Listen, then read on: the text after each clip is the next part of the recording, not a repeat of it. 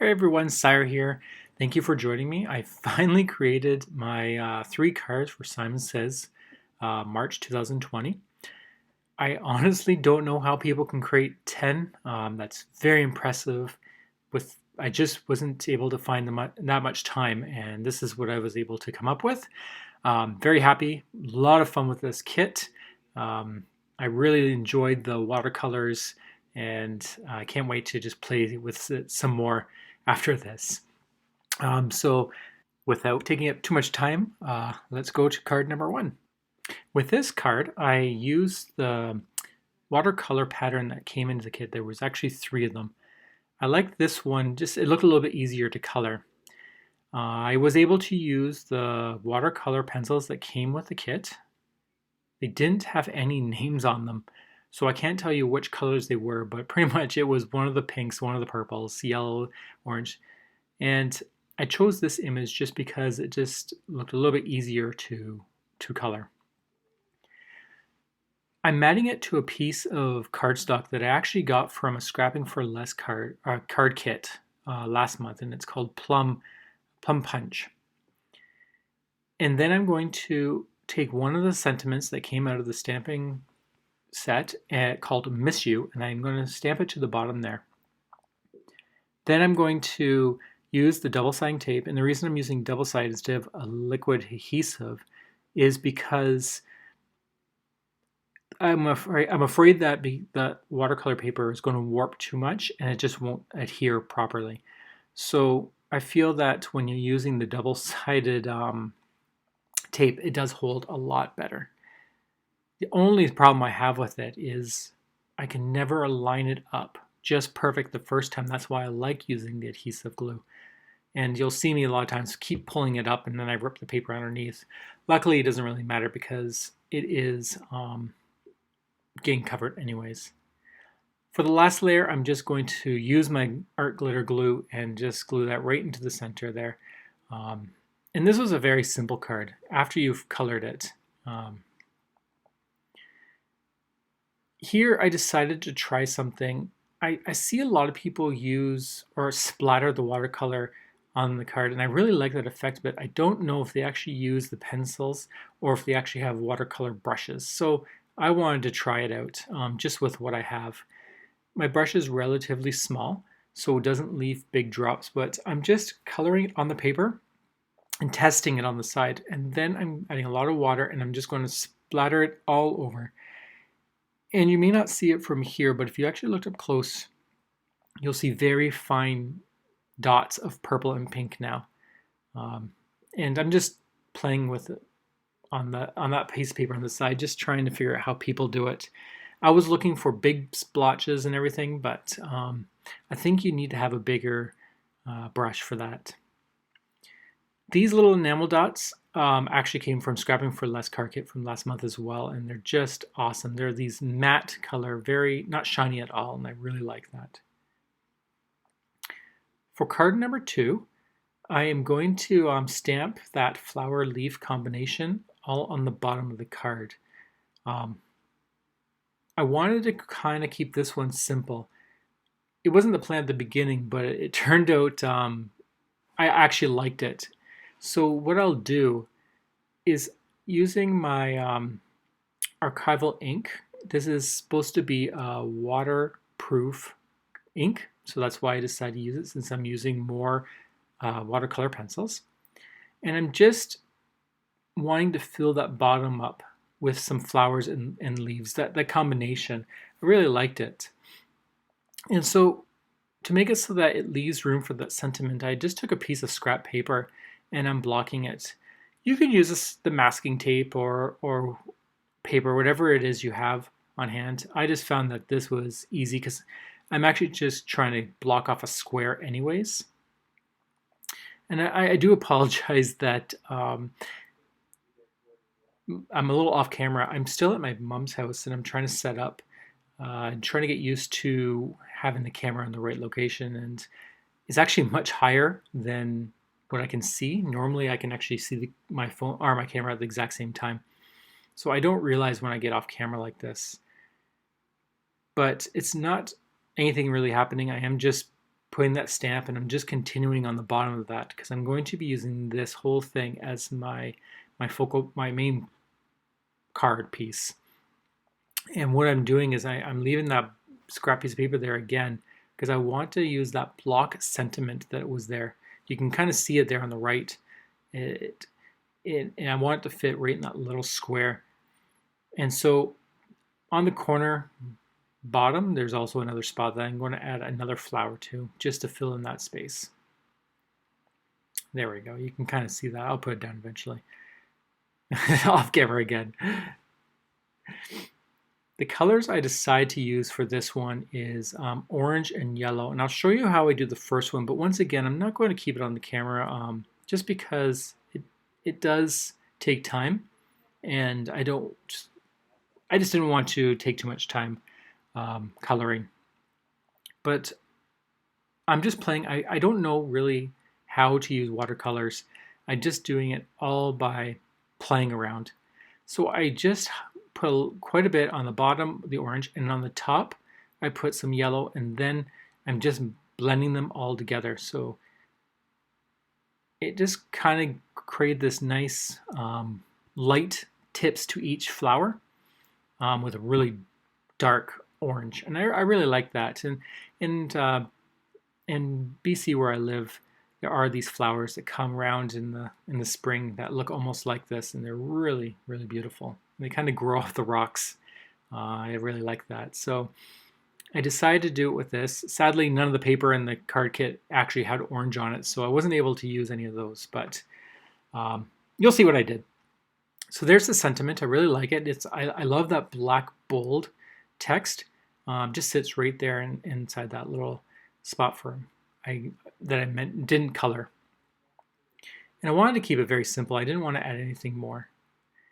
This glue actually came into the card kit, and it's very, very thick.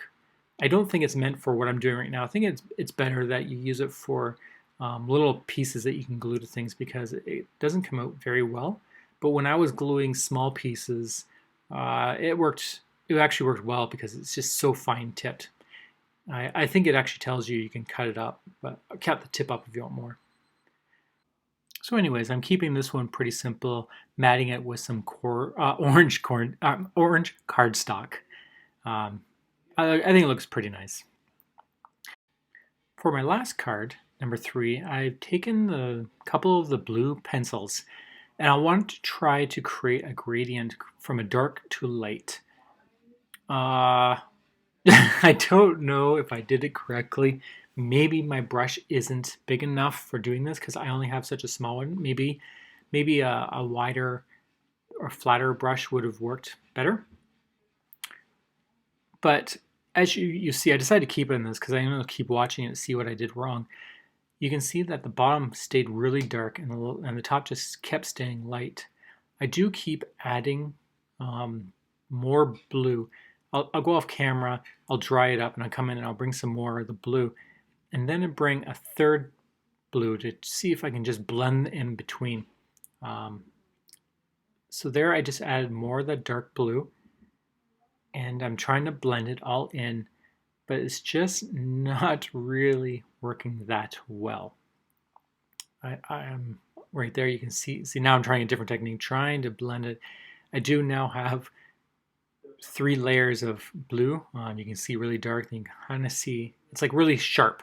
In fact, it's the best way I can try to describe it. So I just keep playing with it, just trying to figure out, well, there I am, just pausing, thinking, bring another pencil in there, and I'm going to just kind of add some blotches. For no particular reason. At this point, I just wanted to see what would happen if I tried different techniques, different things. You could say that they're just little clouds or just blobs, abstract. That works too. And I'm just playing, just adding more blue, putting it here and there. But I've sped this up quite a bit, so this actually took quite a while to play around with this. It is one drawback to working with watercolors I found. Unlike other mediums where you can just put it on and start using it, this one takes takes a little bit longer. You add layers and you dry it, and then you add more layers. That's what I've come to realize with watercolors, and I still love doing them. It's just if you're in a hurry, it's not the doesn't seem to be the quick solution for adding color. In the card kit, there was the hello die, so I cut that 3 times in that mint cardstock, which came with the kit, and some black cardstock that I had in my stash. And I'm using that glue to give it the green a little shadow. So when I glue it down, I'm just putting it off a slight bit, just to see just the tiniest little bit of black. I start playing around with how I want to do it, and I look for some pattern paper, and I really like this daisy, or this, I think they're daisies.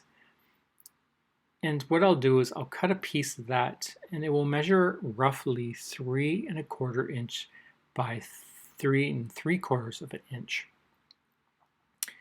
And I'm going to set it into the middle. But as you see, with all my cards, I'm just, yeah, there, I karate chopped the paper. I'm planning what I actually want to do.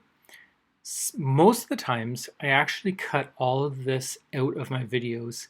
I spend quite a while playing around trying to figure out how I want my card. And that's probably why I am unable to create 10 cards in such a short period of time, because it takes over an hour or so just to create one card, because I'm constantly trying to see how it looks, playing with it, seeing if there's any other ways of doing it. Not too often yet. Like, this is relatively new skill for me.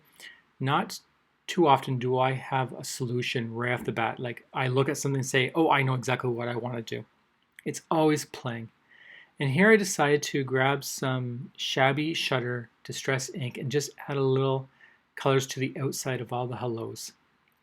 No particular reason, other than I thought maybe that would help highlight the words from the paper.